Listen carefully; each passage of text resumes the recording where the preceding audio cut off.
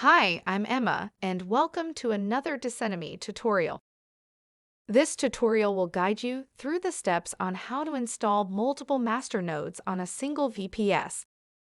It should be noted that this is an advanced tutorial and prior knowledge of working with masternodes, PuTTY, the CLI, and IPv6 on virtual servers is required.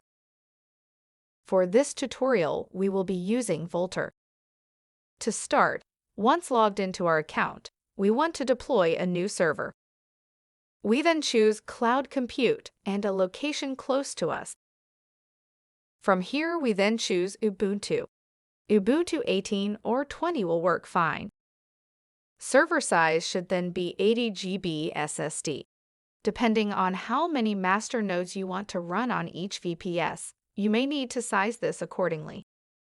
Make sure to then tick the Enable IPv6 box and then deploy the server. Once the server is deployed, we can then view our IPv6 configurations in the Settings tab. While we are using Vultr for our server provider, this should work in a similar way with any other server provider using Ubuntu 17.04 or above. Now with PuTTY open, let's connect to our server using the credentials provided in the Overview section in Vultr. Let's move to the /etc/netplan folder and edit the tenants 3.yaml configuration file with the following commands, also seen here under the image. cd/etc/netplan, then nano-tenens 3.yaml. We add all the IPv6 addresses that we want to activate in the range provided by our hosting provider.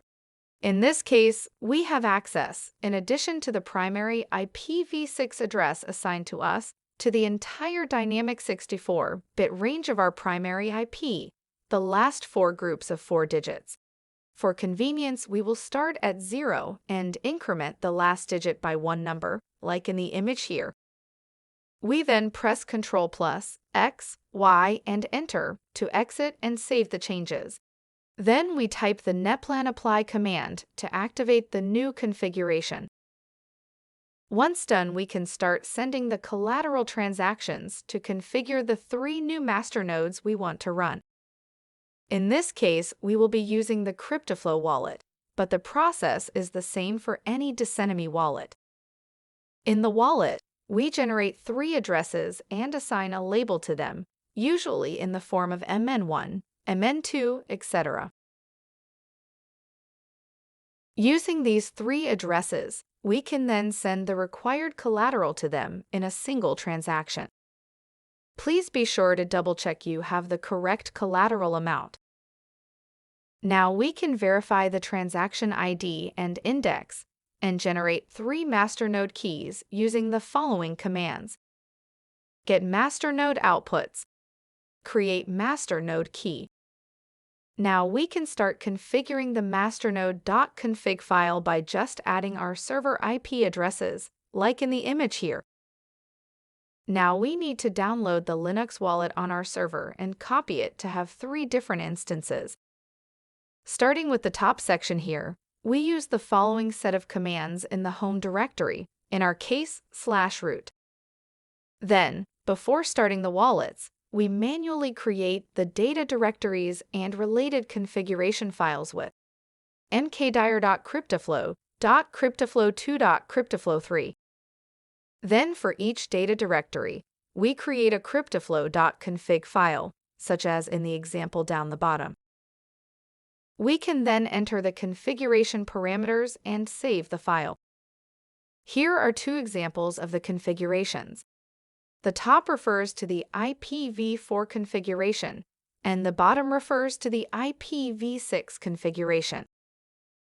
Now we can start our wallets using the commands above, taking care to specify the path of the data directory when it is different from the default one.